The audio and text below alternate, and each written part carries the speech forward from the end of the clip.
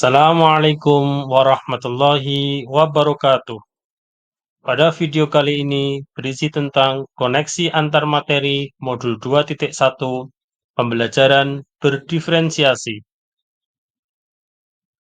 Perkenalkan, saya Saiful Bahri Zain, calon guru penggerak Angkatan 9 dari SMA Negeri 2 Grabak, Kabupaten Magelang, Provinsi Jawa Tengah. Apa itu pembelajaran berdiferensiasi? Pembelajaran berdiferensiasi adalah usaha guru dalam menyesuaikan proses pembelajaran di kelas untuk memenuhi kebutuhan belajar individu murid. Artinya, pembelajaran berdiferensiasi adalah pembelajaran untuk mendukung semua murid di kelas kita. Maksudnya apa ya? Ingat, setiap anak adalah pribadi yang unik. Mereka punya kelebihan dan kekurangan masing-masing. Begitu pula dengan minat, gaya belajar, kebiasaan, pola pikir, kemampuan literasi, dan lain-lain. Pasti beda kan? Nah, disinilah diperlukan usaha guru untuk dapat memenuhi kebutuhan belajar murid yang berbeda-beda, agar mereka merasa nyaman saat belajar di kelas dan tentunya tujuan pembelajaran dapat tercapai. Lalu, bagaimana caranya untuk dapat melaksanakan pembelajaran berdiferensiasi di kelas? Agar dapat melaksanakan pembelajaran berdiferensiasi, guru harus memahami tujuan pembelajaran terlebih dahulu. Selanjutnya, mengetahui dan merespon kebutuhan belajar murid, menciptakan lingkungan belajar yang mengundang murid untuk belajar, melakukan manajemen kelas yang efektif, dan melakukan penilaian yang berkelanjutan. Berkaitan dengan kebutuhan belajar murid, guru harus memahami 3 aspek berikut ini: kesiapan belajar murid atau readiness, minat murid, dan profil belajar murid. Yang pertama, kesiapan belajar murid atau readiness.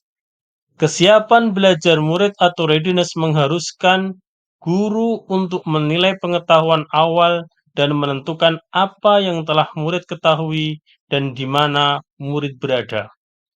Yang kedua, minat murid. Minat setiap anak pasti berbeda-beda. Minat adalah salah satu motivator penting bagi murid untuk terlibat aktif dalam proses pembelajaran. Dan yang ketiga, profil belajar murid. Profil belajar murid berkaitan dengan lingkungan, budaya, gaya belajar, dan kecerdasan majemuk yang berbeda antara satu anak dengan yang lainnya.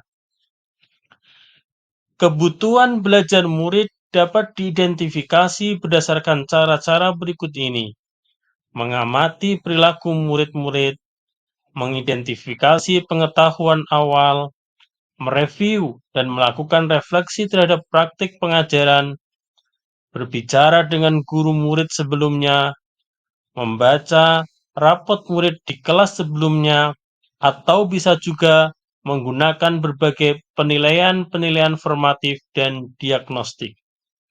Strategi untuk mendiferensiasi pembelajaran bisa dilakukan dengan 3 cara, yaitu diferensiasi konten, diferensiasi proses, dan diferensiasi produk. Guru dapat memilih salah satu atau kombinasi dari ketiganya.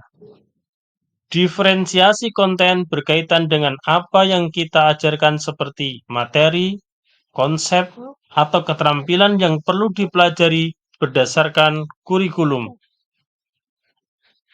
Mendiferensiasi konten bisa dilakukan dengan membedakan pengorganisasian atau format penyampaiannya, bukan mengubah atau menurunkan standar kurikulum. Diferensiasi proses berupa kegiatan yang memungkinkan murid berlatih dan memahami atau memaknai konten dengan cara membedakan proses yang harus dijalani oleh murid. Dan diferensiasi produk berupa bukti yang menunjukkan apa yang murid telah pahami dengan cara membedakan atau memodifikasi produk sebagai hasil belajar murid, hasil latihan penerapan, dan pengembangan apa yang telah dipelajari. Lalu, adakah keterkaitan antara modul pembelajaran berdiferensiasi dengan modul-modul yang lain? Tentu saja ada. Untuk dapat melakukan pembelajaran berdiferensiasi, maka guru harus berusaha memenuhi kebutuhan belajar anak sesuai dengan kodrat alam dan juga kodrat zaman berdasarkan filosofi Ki Hajar Dewantoro. Dalam melakukan pembelajaran berdiferensiasi, seorang guru penggerak harus berpihak pada murid, reflektif, mandiri, kolaboratif, dan juga inovatif untuk dapat menciptakan pembelajaran berdiferensiasi agar dapat memenuhi kebutuhan murid. Dengan demikian, seorang guru penggerak dapat mewujudkan kepemimpinan murid dengan menuntun murid merdeka belajar. Hal ini sesuai dengan nilai dan peran guru penggerak yang dijelaskan pada modul 1.2. Pembelajaran berdiferensiasi dapat menjadi salah satu strategi untuk mewujudkan visi guru penggerak yang berpihak pada murid. Hari ini sesuai dengan materi yang dijelaskan pada modul 1.3. Dalam melaksanakan pembelajaran berdiferensiasi antara guru dan murid harus ada kesepakatan kelas terlebih dahulu agar proses pembelajaran dapat berjalan dengan baik sesuai dengan nilai-nilai budaya positif sebagaimana dijelaskan pada modul 1.4. Terima kasih. Berikut adalah paparan koneksi antar materi modul 2.1. Assalamualaikum warahmatullahi wabarakatuh.